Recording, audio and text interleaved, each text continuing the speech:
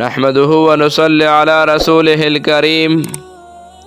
أما بعد فأعوذ بالله من الشيطان الرجيم. بسم الله الرحمن الرحيم. يا أيها الذين آمنوا كتب عليكم الصيام كما كتب على الذين من قبلكم لعلكم تتقون.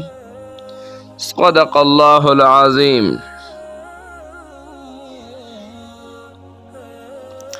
د ایام منحیه با شروع کیږي. ایام منحیه ویل کیږي ستا، یعنی هغه ورځې چې په هغې کې روژې نیول منع دي. که یو انسان په هغې کې روژې ونیولې نو ثواب به یې وشي، او که یې ونه نیولې نو عذاب پې نشته. البته په کال کې 15 ورځې دي چې په دې کې به روژه نه نیسي، ځکه په دغه 15 ورځو کې روژه نیول ګناه ده. اول نمبر د ورکوټي اختر لومبنۍ ورځ ده، او دویم د لوی اختر لومبنۍ، او د لوی اختر دویمه ورځ، او د لوی اختر دریمه ورځ، او د لوی اختر څلورمه ورځ. نو یو د ورکوټي اختر او څلور ورځې د غټ اختر، دا 15 ورځې دې ته ایام منحیه وایي. په دې کې روژې نیول جایز نه دي. دا ولې په دې 15 ورځو کې د الله رب العالمین د طرف نه د بندیانو میلمستیا ده. او یو میلمه چې راغواړي او ته ورته طعام کیدي او دی یې نه خوري نو ته به بیا خفه کیږي او که نه. نو دا د الله رب العالمین د طرف نه میلمستیا ده، ځکه الله رب العالمین ورله طعام تیار کړی دی او دی ترې مخ اړوي. وایي زما روژه ده، نو الله تعالی په دې باندې خفه کیږي. که یو بنده د اختر په ورځ د روژې نظر یا منښته وکړله نو دا روژه به صحیح نشي. د دې په بدل دی بله ورځ روژه ونیسي. او که یو بنده منښته کړې وي زه به یو کال روژې نیسم، نو هغه په دغه 15 ورځو روژې نه نیسي، کال روژې به ونیسي او د دې 15 ورځو به وروستو قضا راوړي. ځکه الله تعالی دې په موږ د رمضان روژې په صحیح طریقه سره ونیولې کړي، او ثوابونه دې الله تعالی پوره راکړي. او د رمضان نه علاوه غیر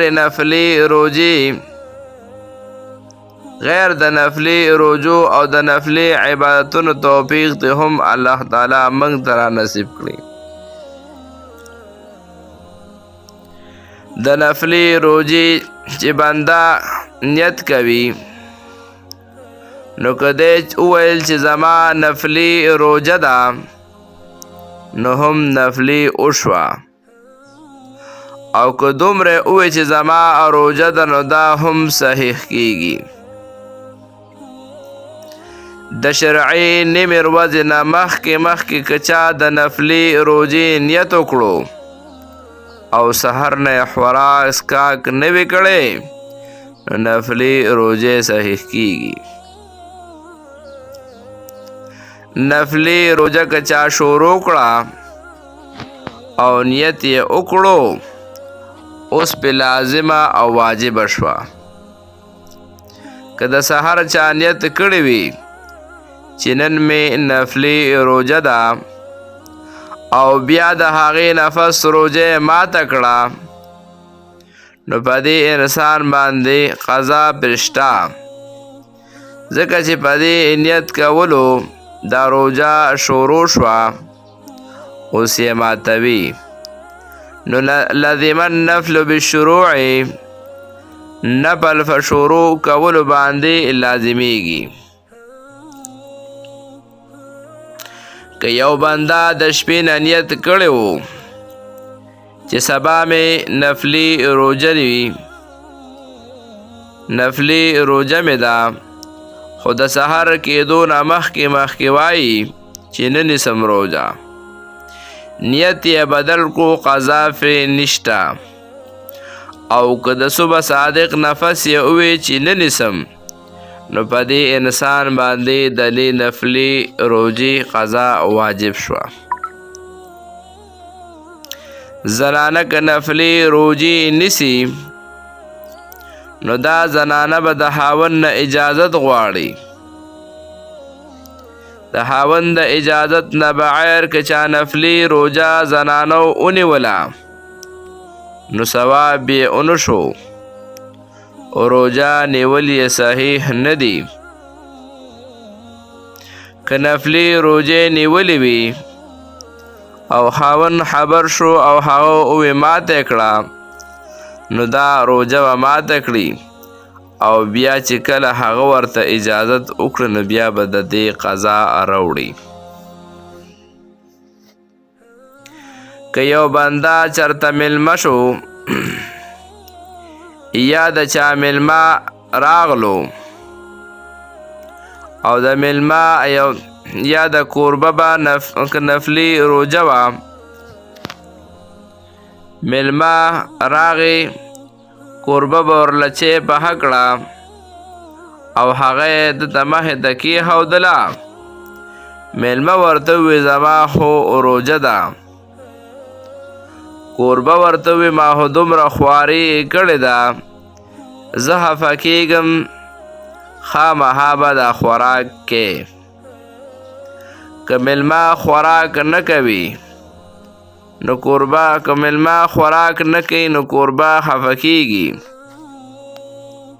نو د کوربه د خوشحالولو دپاره میلمه دې روجه ماته کړي یا د میلمه کوجه ده او کوربه ورله خوراک تیار کړو او ورته یې کېښودو نو هغه ورته ووی چې ته راسره خورې زه خو نه خورم داسې نو که دا کوربه د دې میلمه سره خوراک نه کوي نو د دې میلمه په خاطر دې کوربه روجه ماته کړي خو شرط ورله دا دی چې دا روجه به فرضي روجه نه وي دا به نفلي روجه وي لکه د رمضان روجې به د چا دپاره نه ماتوئ اوس که دغه دوو کسانو کې د کوربه یا د میلمه دا روجه ماته کړه نو د بل مسلمان د خاطره چې نفلي روجه ماته کړئ